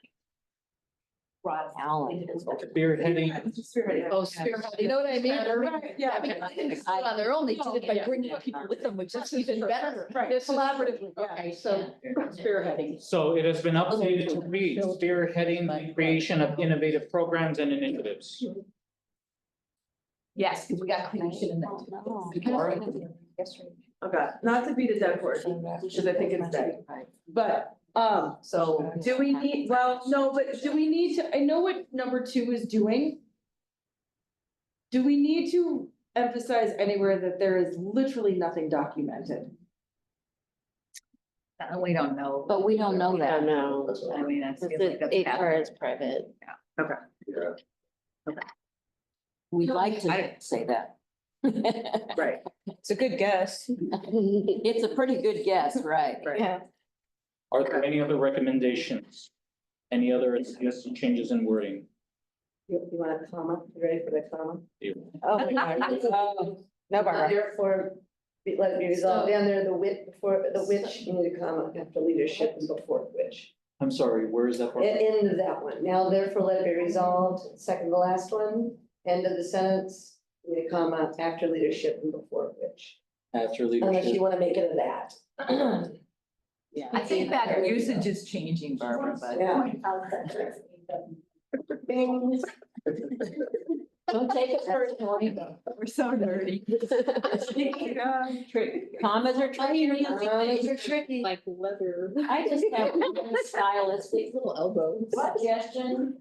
Maybe With the state senate, they don't put all the, how now there before, it's just resolved. We used to have therefore it be finally resolved, but the state senate even took that out, So what is it normally? It's just resolved, it's just resolved. There's no final, there's no lead up to final. And no, let it be. And no let it be, Ah. but that would be a good song. How would you know the board that? They still do that. Yeah, it's just not stylistic. No, I don't really care. I'm taking this personally for the FA, right? I'm not stylish. Are not. No, you're very stylish. Look at you. Yeah. Blue and yellow for a year and a half. Okay, Roosevelt, Accepted, okay. Change it to resolve. Is it okay to bring this to a motion for us to vote on? That's what we're trying to do. Once it's ready, you want to be the one to. I would love to do it. is this ready? So are we gonna change it to resolve, or are you gonna leave it? Well, I left some comments to resolve to. Well, no, we need to decide. He- Voting on it now. do This it. is a PDF, so I can't, Oh, you That's- can't type in there. no. But are we agreeing to get rid of all the extra words? Just resolve, Yes. resolve? Yeah. Yeah. Resolve. Okay, then maybe somebody wants to move to action. I can't. I would like to make a motion Roosevelt, please. Move to action. to action. Thank you. Second. second it. All in favor? Aye. Do we have to raise our So I hand? wanted to ask. It's supposed to be maybe unanimous, so we'd all have to vote. You're gonna have to take a roll call vote, I think, if it's Where unanimous. do I get to ask a question? Or moving to action. Oh, right now. Okay. About the action. At the About moment, the action. Okay. Whether or not I feel compelled to bring it to my division or not before I vote. My suggestion would be no, Okay. because, Are we I looking at think time we should- factor here? Yeah. because there's a board meeting on next Thursday. That's what I need to know. Got it. And many people don't really know what's happening. And we don't need more words. Yeah. That's the real reason. I don't like to represent my division if they have. I think to address that concern, we could agendize it as a discussion item for feedback from divisions. Oh, But I also feel like, aren't we Now. representing the? We are, like, but we voted for us. But I hear what Barbara's saying, so it gives a chance for them to either say yes, or boy, we're a little, whatever. It's just a chance for our representatives to have a voice if they have one. But we're saying we represent the faculty, and some of them may say, we never saw this. but they also didn't hear the comments. They didn't hear any of the stuff we had at public comment. And if they looked at I the know. agenda, they had the chance to let you know for today. Yeah. But, yeah, it's up to. I mean, I think that's the issue. I'm just is saying that's- We might open up a real can of worms. I think. I mean, I understand what you're saying, but I think this is something that the Senate should move on as a Senate body. This is not affecting them. Our action is not really affecting them, except for the poor people who lost their deans. Well, it doesn't affect them either way. I would argue And all the we people who have to do are in extra work. this instance That was us. empowered because it is typically dean, chair, academic senate, faculty, right? Or Right. division. So I feel like we're already that conduit. Right. Yes. I just think it's stronger when one of the divisions that is being affected by this knows that I'm voting. Well, tell them. That's why I suggest that would be the way to do it, Barbara. You could have it for the next meeting and say, hey, I got to bring to a division and they all support it, or they wish they Yeah. could. Then you've done it. It's a political act of solidarity. Tara's right, and it needs to go forward to the board sooner rather than later. If that's the argument, then I understand that. That would be the way I would explain that. We can't make people do anything, It's a little spot. letting them ride where we I stand. mean, just anecdotally, I have not heard any opposition to this. No, I mean, at least among all the Right. faculty that I've spoken, so I don't think it's particularly a controversial topic among faculty. I mean, Probably again, not. I had one faculty today say, oh, are you all voting on that? And I said, no, it's for discussion. Oh, interesting. Well, I don't know if it would make a difference. Saying, They elected you. Yeah. So you get. to- yeah, I get that, but I. I'm saying- That's saying that's spirit. what you get to do. And again, And sorry. I get it. I know. Yes, it's something that really. That's the principle, that's all I'm saying. Is the motion to approve this pending the suggested changes, that these go back to the FA? Yes, Yeah. no. No, we're. No. They've already, you accept. I got it. So is the motion to approve this resolution No. as is worded? It's moved to we have to move it to action. We did already. We have to, We did. we have We have to a vote. vote? We did. Okay. We did, we just didn't vote. We need to do a roll call. We have to do a roll call To move it. Not to move it to No, action, no, for. for the final for the vote. final vote, okay. And don't we need? Well, just ask them about action. So what is the action on the table? To move it to action. No, we already We did. didn't vote. Well, Yeah, we did, we all raised our hands. We had discussion. We had discussion and then you vote after your discussion. Because she had a. Right. You vote after the discussion. Everybody voted before the discussion quickly. Yeah. That's That's right, and I said no. Now we have to call the vote on move to action. Yes. Call the question. So we're Yeah. voting So- that we're actually moving it to action? Yes. Guys, it's almost. Yes. Okay, I don't, we need a roll call? So roll Roll call. call for that. So Laura Boyer, Not to the action vote. No, just moving it to action, doesn't have to be roll call, just raise your hand. Yes. okay, moving to action. moving to action. Thank you, everybody. All right, so now it's been moved to action. Now, Now make a we- motion to approve this as corrected. Okay, so that's the action. I Now you take- second. We second. Now it's. Now the roll call. Now we roll. So Was it the same people, Dorfler and Wyatt? No. Kathy and Danielle. Danielle. Thank you, everyone. Poor Katie. Our roll call, please. Laura Boyer, Yes, I vote in favor. Sabrina Barajas, Yes. Christy Grant, Yes. Barbara Bell, Yes. Katie Laris. Yes. Dee, are you still online? She is traveling at the moment. Elizabeth Chisholm, Yes. Kathleen, Kathy O'Connor. Yes. It's one, are you there? Yes. Thank you. Jess Estrada, Yes. Stephanie Mendez, Yes. Danielle Swanton, Yes. Russell Granger, Yes. Elizabeth Dorfhover, Yes. Seth Cook, Yes. And you need me. We get to vote, but you. Tara, Yes. Kim Wonder. Yes. It's over. Yay. You know. Congratulations. Something that needs to be. We finally voted on something. We need to talk about the election, so let you do that. Thank you, everyone. We have to talk about elections. Seven. It will. Thank you. I don't want it brownies tonight on a second. Come on, Russell. All right, everyone, if I may draw your attention to discussion item 8.02, formation of academic senate, spring 2025 election committee. Folks, I am coming to the 3/4 way point of being your academic senate president for this year without an election year. We're trying to get everything back on schedule for the cycle, so this would be about getting a president-elect. So this is to So be able to explain, form. but that sound, you're the president for next year. Yes. So we're electing the president-elect President-elect. to follow him and stuff. Yes. That sounded very confusing. It's been a long time since we've had. I know. Not President-elect, I am the sitting president. We are going to be voting for a president-elect to join me here. So the two elections I need support in, as per our constitution, is the election for the president-elect of the Senate and as well as for the CAC chair, because that's a bigger election. No. CAC is voted at CAC and we send, Oh, good. so then you do not need a committee for All that. right, thank goodness. Never mind. But you So have here I put the correctly, call out. you have correctly here that you do need help with the senator division elections. Perfect. That's what you need help with. The president-elect and senator elections. And those are. I think actually, that's actually been read that that's only done by one person. I just need Well, if the you don't need nomination help with committee that, for that's cool. It's- Right, it's really just the election of the next acting senate president. I thought I had to do CAC. No, because CAC votes on it. But someone who puts the call on. I guess. Yeah, yeah. It's- But not running the election. Yeah. For CAC, that comes out from the VP's office. No, No, it we does elect not. the chair. Comes out. For CAC. Anyway, we'll work that out, but who's willing to work on the committee for the president? Thank you, Laura. Do I have anyone else? Am I allowed to do it? I'll do it. Elizabeth? Yeah, let's do more the merrier. So I can have Elizabeth and back.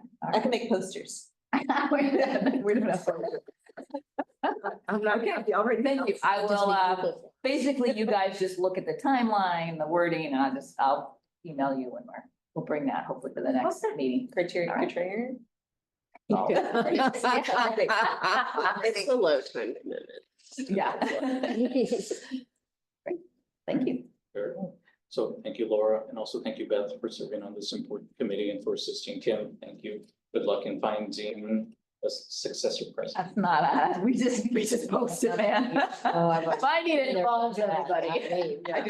Lastly, everyone, just coming to our final discussion item, that's on the budget forum and the debrief as well. Everyone, just wanted to let you know, Chris Renbarger actually suggested coming here today just to be able to maintain that dialogue. But I also wanted to give everybody here a space as well to be able to talk freely. We've had the budget forum, we've had a meeting of the budget committee. And just to be able to say, do you have any afterthoughts given our introduction to our new vice president of business services? Are there any topics moving forward that we should bring to the budget committee's attention?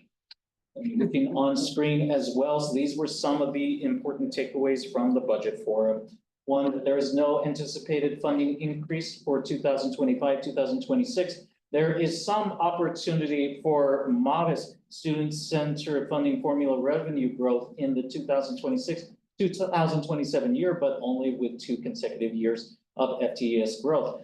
Growth after 2026, 27 may be unfunded depending on the state budget, the state budget in 2027 to 28 and later. FTES growth is best served by increasing enrollments in existing class sections rather than adding sections which would add cost.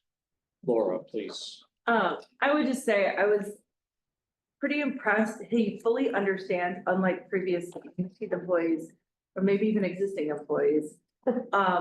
He understands the funding formula and I don't say this lightly, but to understand it well enough to relay it as a layperson is very complicated. And because this is my area of enjoyment, I understand the funding formula very well because it's what I do, it's how my brain works. So the fact that he put together PowerPoints that weren't horrific Excel spreadsheets and thought people should read them was like, it sounds like a very low bar, but it was very pleased. Like he knows how to deliver information. He clearly understands how community college funding works. He clearly understands our restraints. I really, really hope, I felt very relieved after this presentation. Like this guy gets it. He understands what's happening. He understands the state of our college. I think my greatest fear, very openly and honestly, is that his supervisor is not going to allow him to do his job to the level at which he can do it. And I think it will take everyone at all levels to pay attention. I think it's going to require the FA, but I feel very empowered, like seeing that, feeling like hearing what you just said, Kathy, about what's happening. And I've heard, you know, just because of us having the same dean and things are moving along or whatever, like I feel very good about his understanding of Prop P or Measure P. He understands how to plan projects and how to do capital projects, because he and I had a very short conversation. I was like, okay, he gets like, these are at a level at which he's operating. These are like base level, very common understandings that it was, to me, appalling and shocking that predecessors did not understand. So I feel relieved that like, okay, somebody who gets it is at the helm. Well, So, well, sort of, at least in the financial world. So so that's kind of my feeling was I felt very good. And I will just keep watching and seeing at this point. If I may, Chris Renberger and I have been exchanging some dialogue here and there since the budget forum. Again, he and I wanted to make sure that you had a space to be able to discuss this openly. But he is also willing to come back if there are some things from the budget for which we want to have a discussion agendized. He is willing to come back on those terms as well. It helps us to be able to have a more controlled conversation for this. And also talking with Danielle as well, the idea that, and I think that Kathy alluded to this, he is walking into a bit of a nightmare. He needs some time to be able to stabilize what our financial outlook looks like. We have to give him that time. So that when we have questions, he can come back prepared for a presentation. So he's willing to do that. The other thing that I had asked him to consider was, can you please host an office hour monthly? So that if members of the community want to visit with him, that he can do so. He is going to take that under consideration as well. I think it's just a good gesture, not just for the faculty, but also the staff who may also have some concerns as well. The one thing I asked for in the budget committee was, and again, like, they're still figuring out the budget because it's such a mess. Like, what's the target? So if we're trying to decrease and like, what is do we need $5 million more dollars? Do we need, like, what is it? Tangible, like, so that we know, like, if we cut this much expense and generate this much revenue, we fix this thing, because that it has never been clear, like, what that is. Our productivity is so great, so, okay, and? Yeah, and he was very receptive to that, and also, like, they are trying to figure out the mess that is our budget. Jim, and then I'll defer to Cornelia. Cornelia, please. I just wanted to tag on more as a feedback from the budget committee. So in total, by basically the day before the budget committee, we had, I think, 67 or 68 recommendations. So the number of what we've got presented at the budget forum did increase, and budget committee is now looking at that, and kind of, tagging on what Danielle said, we asked for a number of simulation also, like, for example, if there is no COLA, how much do we have to increase FTEs in order to drag ourselves out of the funding floor so that in future we will get COLA? Or other way around, let's assume we're not increasing any FTS. How much COLA do we have, COLAs that the others are getting, do we have to wait for until our calculated SCIF is actually exceeding that funding floor? And he said he would do that too. And we renewed our question that budget committee members are getting access to Simpler, the reporter, and a reporting system, and he's taking, he will bring this back, I assume, an answer next time. Awesome. He seems really receptive to. He clearly his ability to discuss very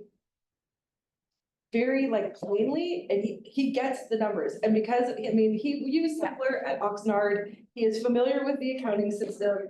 We're not that different, we just have different numbers, and in accounting, that's the beauty of accounting. And so I have full faith, it's just that he'll be allowed to do what he's supposed to do. I think we should have him come to the Senate.